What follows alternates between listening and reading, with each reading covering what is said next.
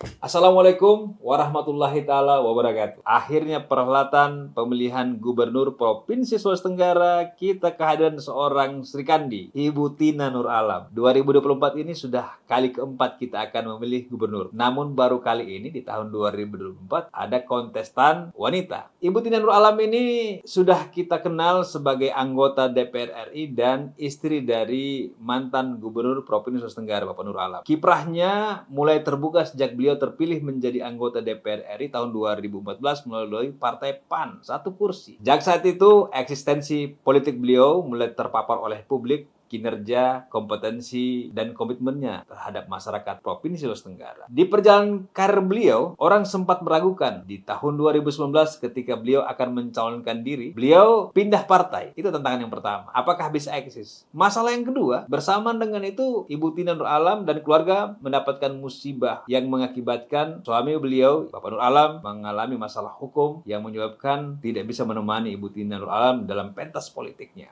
Dua hal ini yang kemudian orang skeptis apakah beliau berhasil atau tidak berhasil, atau beliau mampu atau tidak mampu. Faktanya, beliau tetap terpilih menjadi anggota DPR RI dari Partai Nasdem. Tahun berjalan, mimpi dibangun untuk menjadi gubernur Provinsi Sulawesi Tenggara. Hari ini, geliat beliau menjadi satu eksistensi politik yang dipertimbangkan oleh banyak pihak. Melalui mentoring seorang Bapak Nur Alam, beliau menjadi seorang kandidat yang diperhitungkan di kancah pemilihan gubernur Provinsi Sulawesi Tenggara. Itu dibuktikan dengan adanya rekomendasi dari Partai Golkar dan kemudian juga dari Partai PKS. Tentu geliat seorang wanita dalam kancah politik kita itu menjadi sesuatu yang baru, tapi tidak tabu saya pikir. Ke depan gerakan ini akan menjadi pionir bagi semua wanita yang ada di Provinsi Sulawesi Tenggara, terutama kaum politisnya, untuk mengambil langkah berani menjadi calon kepala daerah. Ke depan pertarungan akan semakin sulit. Apakah Ibu Tina Nur Alam bisa menunjukkan eksistensinya seperti apa yang pernah ditunjukkan di pentas anggota DPR RI di pemilihannya, bahkan di karirnya? Kita akan tunggu bagaimana perkembangannya ke depan. Namun, semua itu akan diuji berdasarkan waktu. Mampukah bersaing dengan kaum Adam, bahkan politisi-politisi pria yang lebih dulu eksis di bumi Sulawesi Tenggara? Tentu, geliat, pertarungan, dan strategi yang akan beliau lakukan akan kita cermati secara bersama. Poinnya adalah bahwa politik hari ini tidak akan selalu didominasi lagi oleh kaum lelaki. Sekarang, wanita-wanita dalam pentas politik akan kita saksikan kehadirannya. Pada satu sisi, ini menjadi hasanah baru bagi kita semua untuk melihat bagaimana wanita memposisikan diri dalam politik, dalam kultur politik, dalam suasana politik kita. Ibu Tina akan menjadi satu eksistensi bagi kaum lelaki dalam konteks politik. Kita tunggu geliat,